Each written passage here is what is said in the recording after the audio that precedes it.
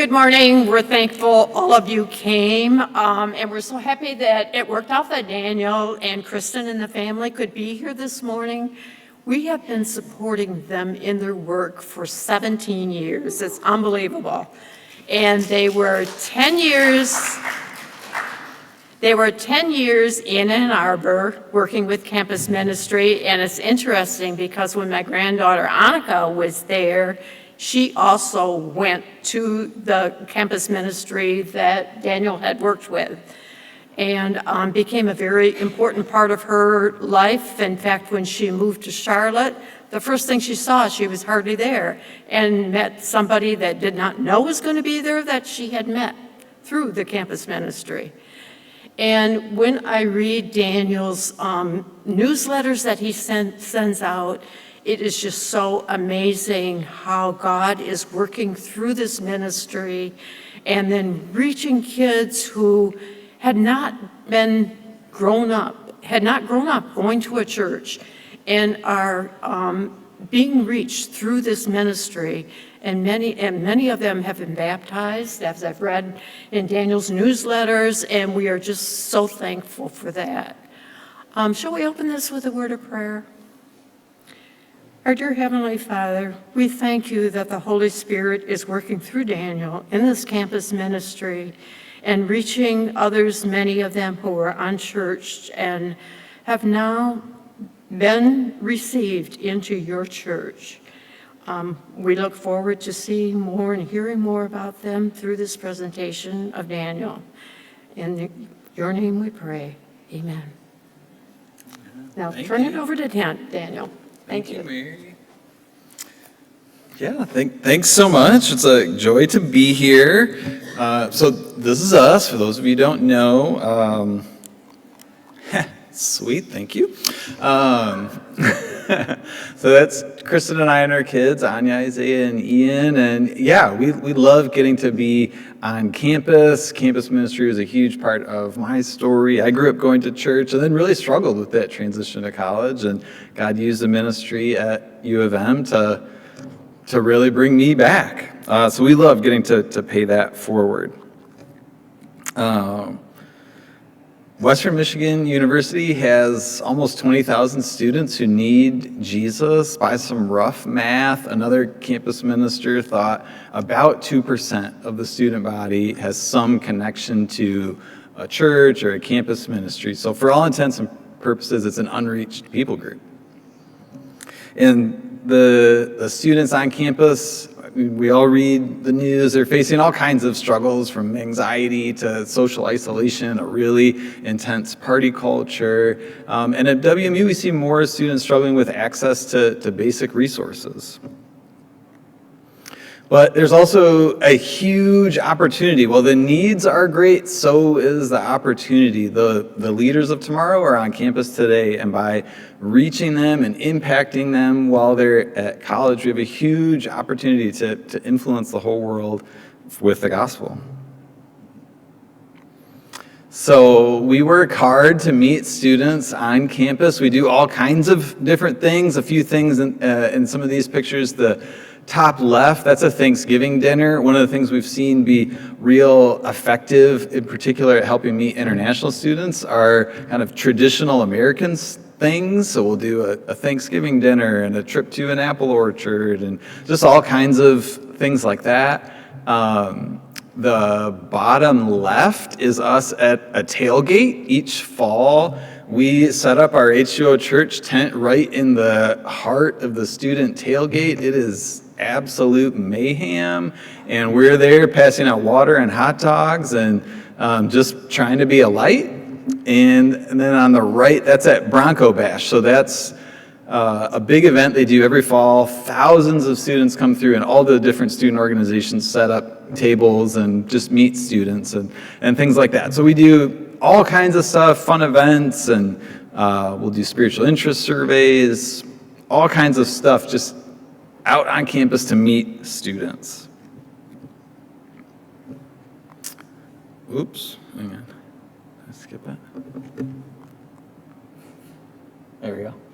Okay, we also do a lot to try and serve students and just be a blessing. So on the left, that's me and Ashton, who's our first WMU student who stayed and felt called to ministry, and he's now on staff with us.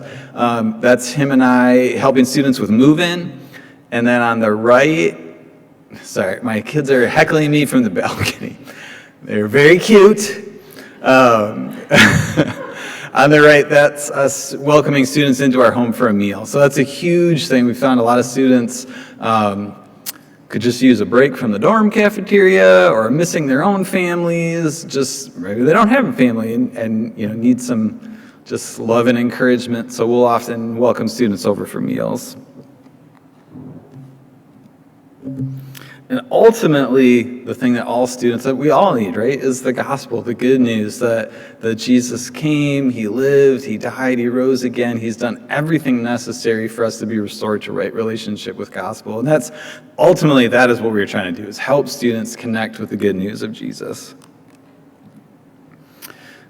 Again, we have this huge opportunity on campus to reach tomorrow's leaders. So this picture is from a pumpkin carving event we did. Again, some of these kind of traditional American things. This is from a couple years ago, and I love this picture. I'm going to try to use this laser pointer. That guy, his name's Yido. So he came, he's Korean but grew up in Thailand because his parents are missionaries. So he grew up going to church, came to school in the U.S. knowing I want church to be part of my experience, but was like almost painfully shy, really didn't want to even speak in front of anyone, was pretty hesitant with English, stuff like that. And but we got to know him, and he started getting involved, joined a small group. He's really musically gifted, and so he'd play guitar in the worship band. And then it turns out, oh, he's a really good singer, he's just shy. But he kind of opened up, and over time, by the end of his 4 years, he was leading worship. He's back in Thailand now. He helps lead their youth ministry. Just really, really cool guy. That guy, his name's Utah. He came from Japan, had absolutely zero gospel exposure, but was like, sure, I'll hear about the gospel. He's still trying to figure out what he believes, but had this opportunity that he would not have had back home to hear the gospel, to meet believers, receive a Bible, all that kind of stuff, and keep praying for him. Hopefully one day he decides to accept Jesus. That guy right there is Evan. He grew up in Michigan on the east side. His parents are atheists. He had basically no exposure to the gospel, but came to college and just had this sense, there has to be something more. So he did a little Googling, found out we were a church that met on campus, and one day, totally out of the blue, I got an email from a student named Evan saying, hey, my name's Evan. I grew up an atheist. There has to be more. Can you tell me about salvation? Like, what a cool email to get just because we were there, right?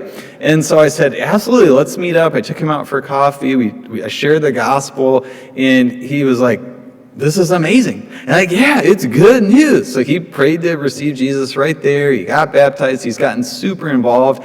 He came to WMU with two friends from home. Another one, Evan. So this Evan, and then other Evan. So that Evan helped lead other Evan to Christ. Other Evan had just a tiny bit of sort of cultural Catholic background, but didn't really understand the gospel or anything like that. So he became a believer, got really involved. Then the two of them together led their friend Aaron to Christ. Aaron had not a Christian background. He just became a believer this year. And then the three of them together led another friend who doesn't even go to WMU. They still hang out. They all really like video games, and they'll play video games together over the internet with like headsets on so they can talk. They led this third friend of theirs from high school to Christ like that. Super cool. So we have this opportunity to impact generations by investing in campus ministry. We can't do that without partnerships, so we're part of something called the Collegiate Church Network. We're a group of churches that try to plant churches right on college campuses. So we had been at U of M, at New Life. That church sent a team to WMU to plant our church. Hopefully someday we'll get to send church plants to other campuses. And then Reliant is our sending agency, so that's who helps navigate everything with the faith promise giving. They are our mission agency.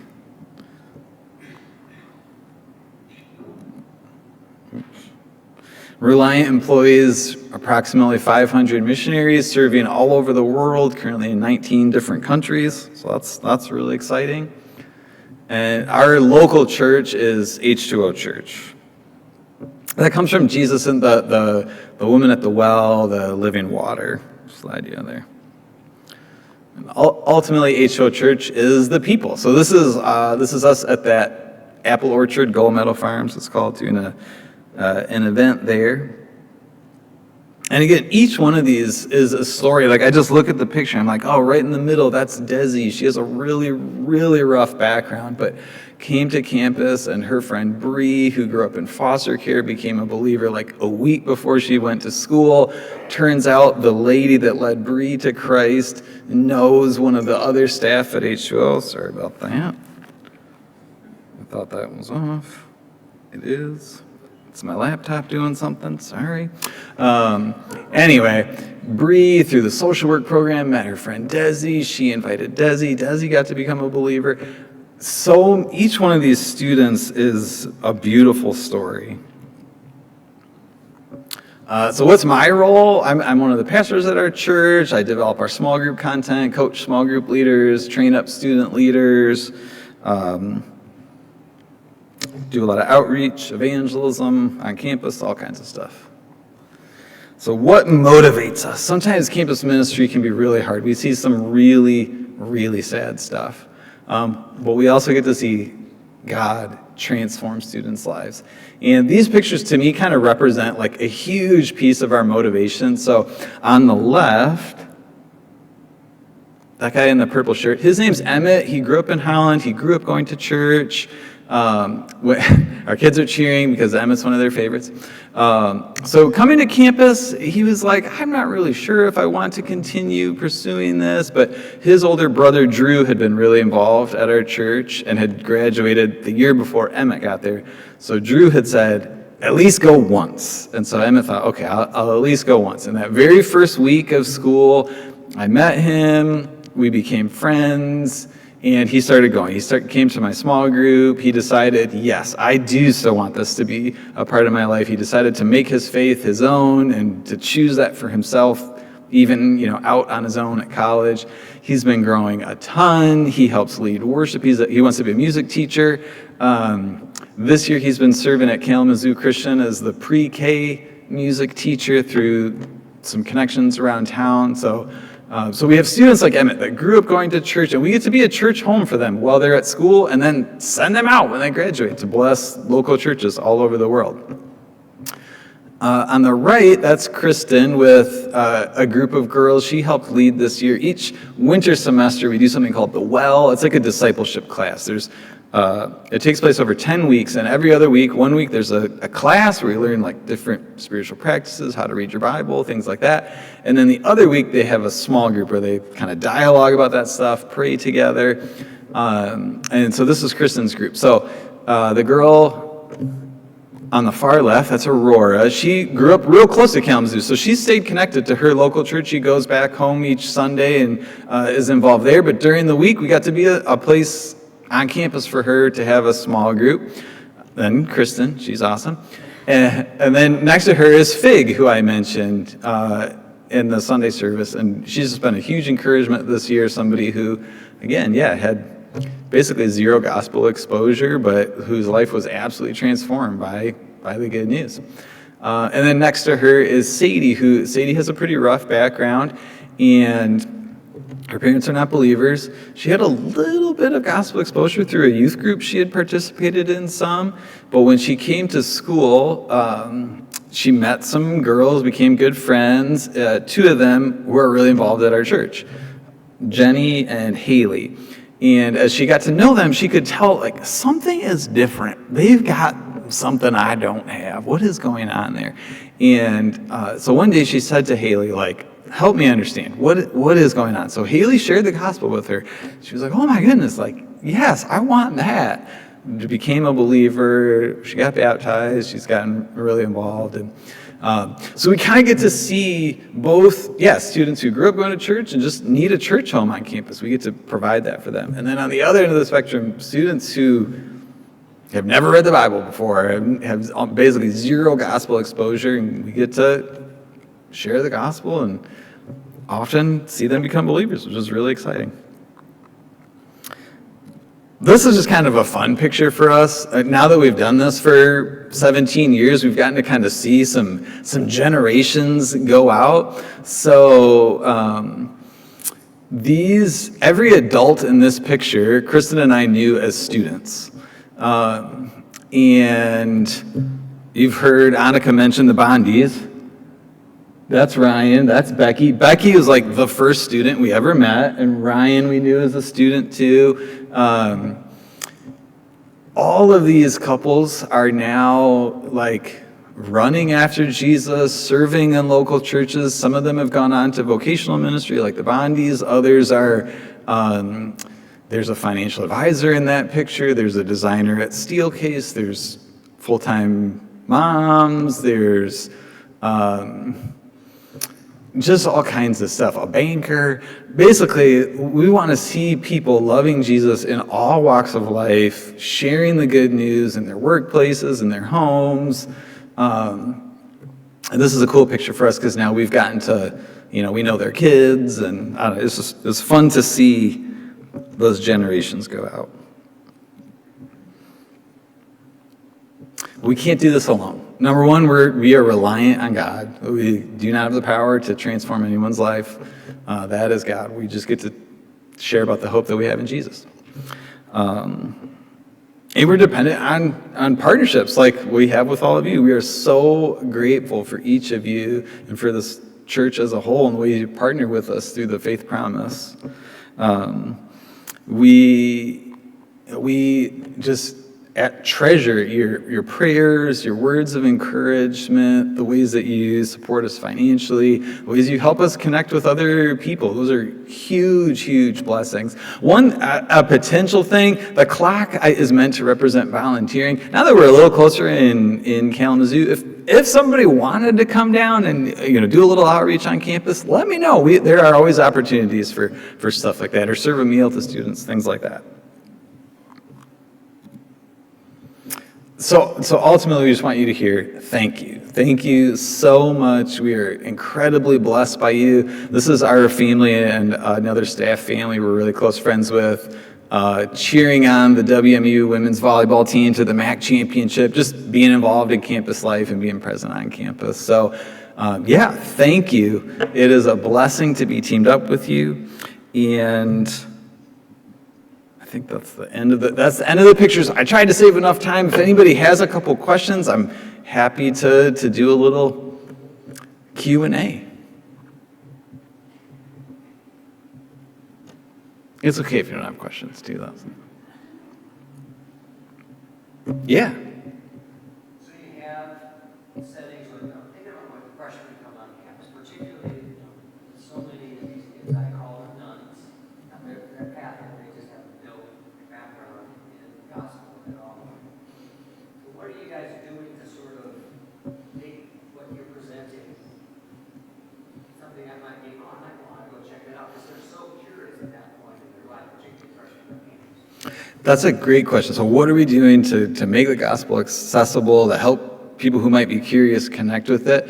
So lots of different things. A huge piece is word of mouth. We are a highly relational ministry. So one example of that, I guess, would be one of my coworkers. His name's Gentz. He's very into fitness. He has gotten, I'm trying to think of the right word for it. Yeah, he's like an official trainer at the WMU Rec Center doing this particular thing called F45. Anyway, so he's just there on campus meeting people and having spiritual conversations, inviting them to different stuff. So things like that, just being present on campus. We do we just call it tabling. We'll set up our table and be giving away stuff. In those first couple weeks, there will be scan a QR code. There's like a 3-question survey. You can be entered for a chance to win $100 on Amazon. So we're not above motivating people to take a survey, And we will have about 200 people mostly freshmen, fill that out every fall. And the 3 questions are like,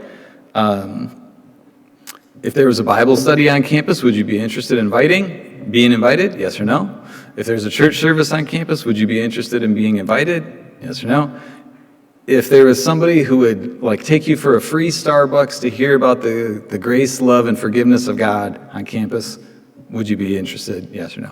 And so we just are asking people like, would you be interested in hearing about this? And like I said, we'll have 200 people fill it out. Maybe 100 will say, yeah, I'm interested in something, and then we're following them up.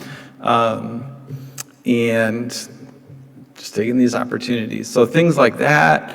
We'll do fun events. We didn't do it this most recent year, but for many years we did an urban putt-putt event. So we try to where I like made a putt-putt course around campus.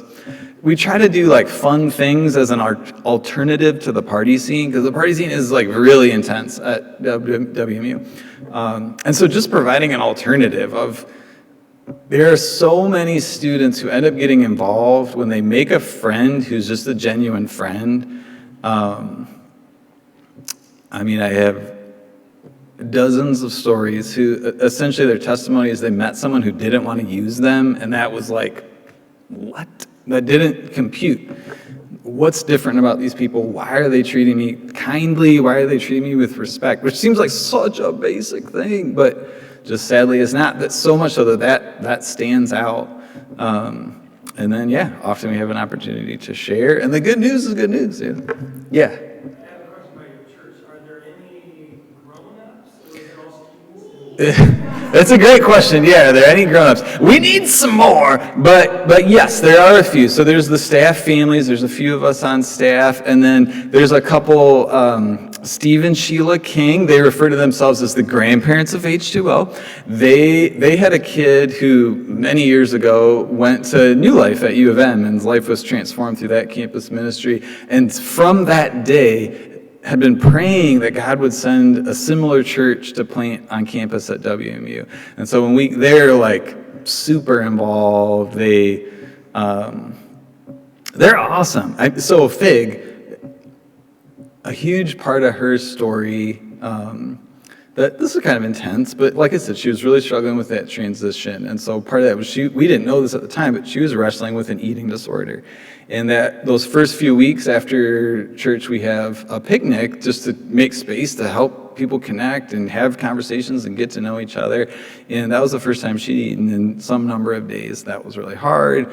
She ended up throwing up in the bathroom. She's shared this publicly in like her testimony. So, and Sheila noticed that and just gave her a big hug and cried with her and prayed with her. And that was like, what is going on? Why does this person care? We met in this is how we met, me in the bathroom. And here she is hugging me, praying for me. And that was a huge part of her choosing to stick around and come back the next week and be open to hearing the gospel. And so they're amazing. There's another couple, Chris and Kim. They're teachers in Portage, but who love college students and met us early on and got involved. So there are a handful. There's a single lady, Cassie, in kind of her late 20s, she's a banker, but again, loves college students, wants to be on campus. And so there's a handful. We can always use more. They really provide some stability year to year, because each year we're graduating our most equipped leaders and sending them out to serve in churches around the world. So there's a few, but if God calls you to move to Kalamazoo, let us know. We know a church. Yeah.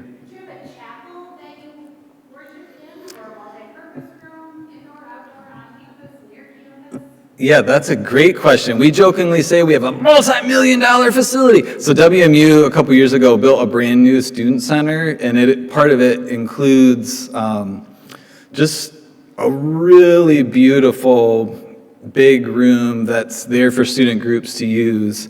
And we're the only one that meets on Sunday mornings, so that's where we have our services. We each week We do roadies, that's one of our volunteer teams. So we set up our sound equipment and then tear it down at the end of the service. But that lets us be right in the middle of campus, super accessible and visible to students.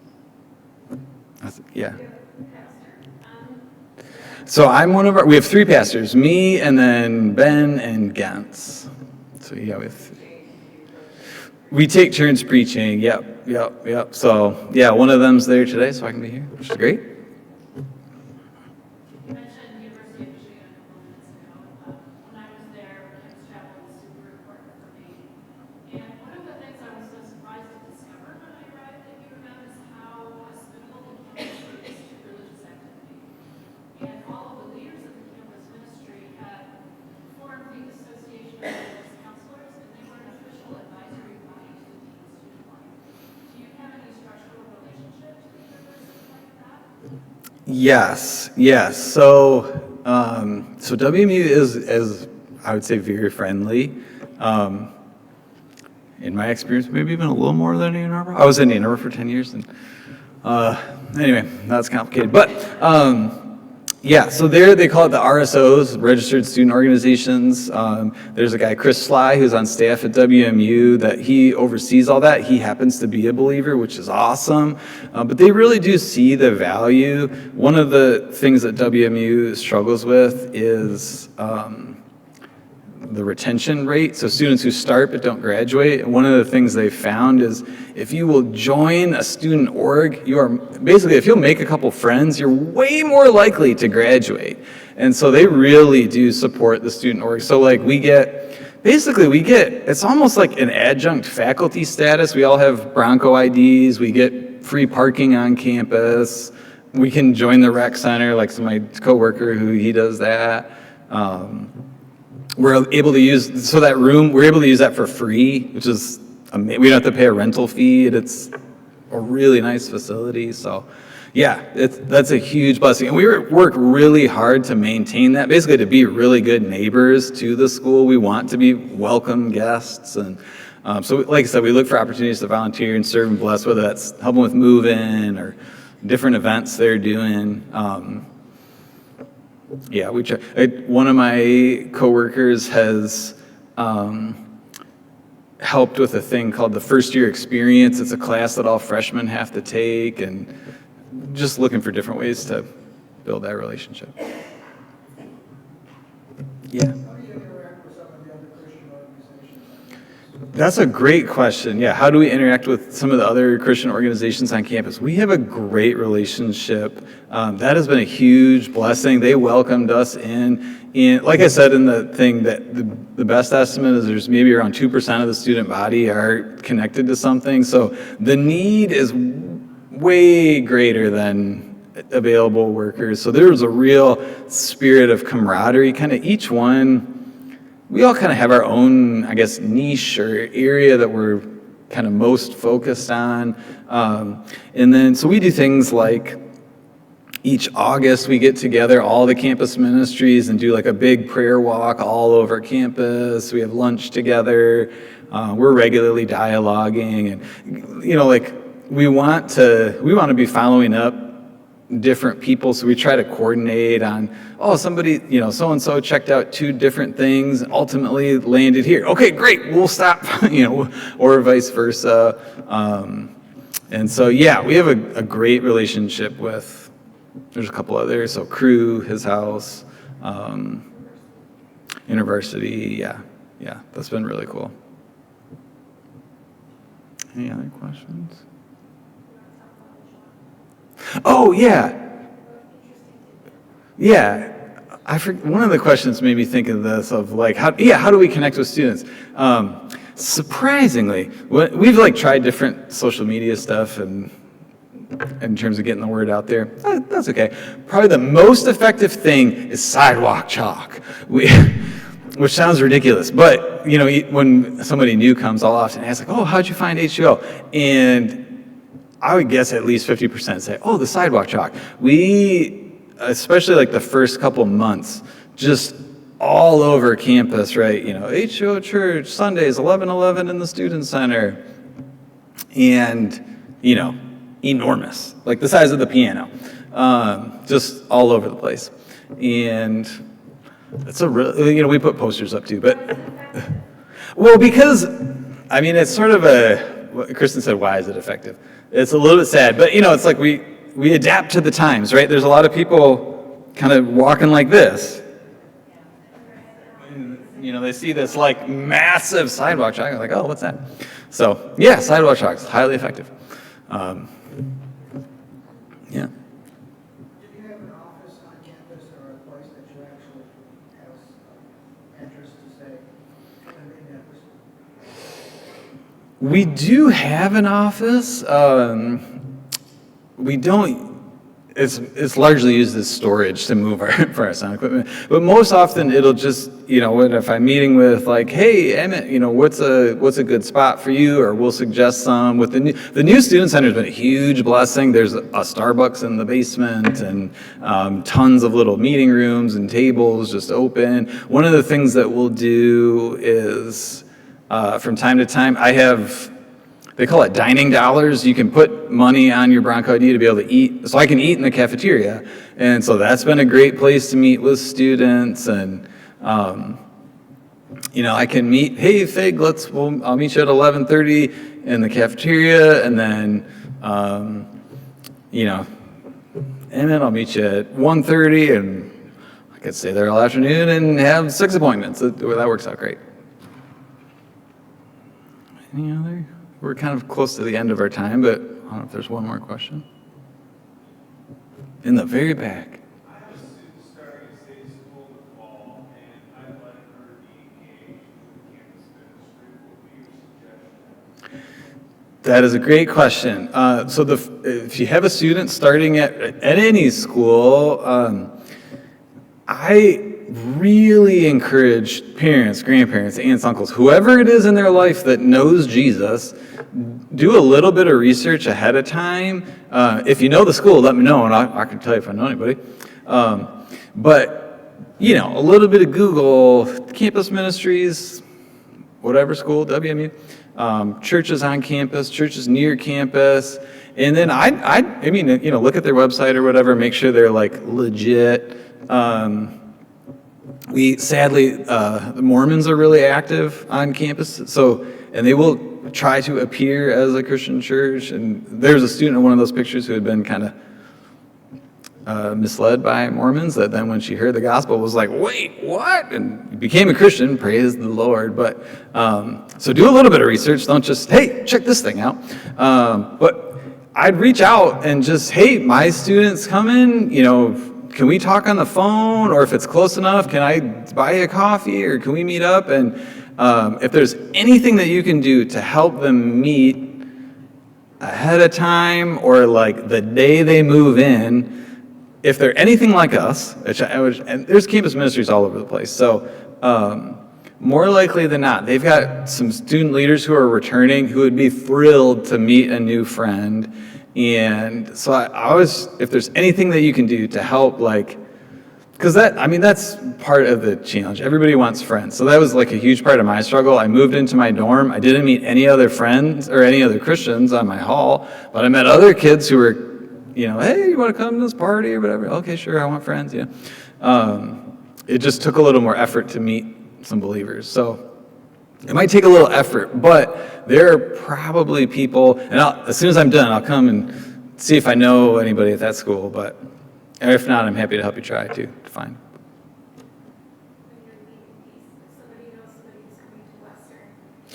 Yeah, if you know anybody coming to Western, let us know. I put some little cards on the table out there. I also put a sign up for our prayer letter if you want to get that. I try to send an email 8 times a year or so with some prayer updates and some stories and stuff like that. So if you'd like to get that, feel free to sign up and I'll add you to that. But yeah, thanks so much. It is a blessing to be here, and we really just appreciate each of you and your partnership with us. So thank you.